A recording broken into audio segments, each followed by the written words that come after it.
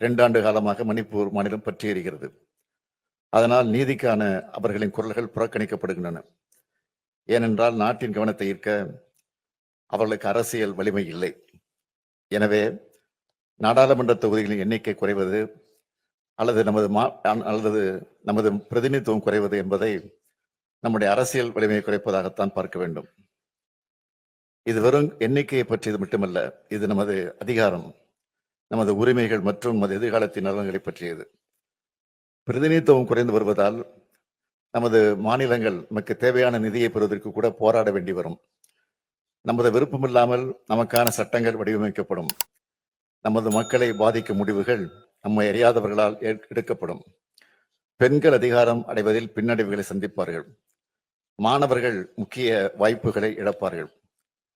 உழவர்கள் ஆதரவின்றி பின்தங்குவார்கள். நமது பண்பாடு, அடையாளம் மற்றும் முன்னேற்றம் ஆபத்தை சந்திக்கும்.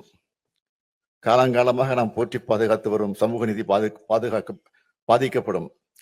குறிப்பாக பட்டியலின பழங்குடி மக்கள் அதிகம் பாதிக்கப்படுவார்கள்.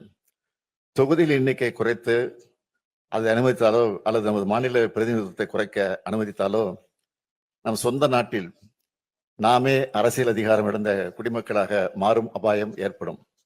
எனவேதான் தொகுதி மறுசீரமைப்பு விவகாரத்தை சாதாரணமாக கருதக்கூடாது என்று சொல்கிறேன். இன்னொன்றை நான் தெளிவாக சொல்கிறேன். ஜனநாயக பிரதிநிதித்துவத்தை வலுப்படுத்தும் எந்த ஒரு நடவடிக்கையும் நாம் எதிர்க்கவில்லை. ஆனால் அந்த நடவடிக்கையானது நியாயமான அரசியல் பிரதிநிதித்துவத்தை பாதிக்கக்கூடாது என்றுதான் சொல்கிறோம். இந்த போராட்டம் மறுசீரமைப்புக்கு எதிரானதல்ல. இந்த போராட்டம் நியாயமான தொகுதி மறுசீரமைப்பு வலியுறுத்துகிறது என்பதை அனைவரும் ஏற்றுக்கொள்வீர்கள் என்று நினைக்கிறேன். இதனை உணர்ந்து தமிழ்நாட்டில் உள்ள அனைத்து கட்சி கூட்டத்தை நான் கூட்டினேன். தற்போதைய மக்கள் தொகை அடிப்படையில் தற்போதுள்ள 543 மக்களவை தொகுதியில் மறுசீரமைப்பு செய்யப்பட்டால் தமிழ்நாடு 8 இடங்களை இழக்கும் என்பதை நான் தெளிவுபடுத்தினேன். நாடாளுமன்றத்தின் மொத்த இடங்களின் எண்ணிக்கை அதிகரிக்கப்பட்டால் தமிழ்நாடு 12 இடங்களை இழக்க நேரிடும். இது நமது அரசியல் பிரதிநிதித்துவத்திற்கு நேரடி அடியாகும் என்று சொன்னேன்.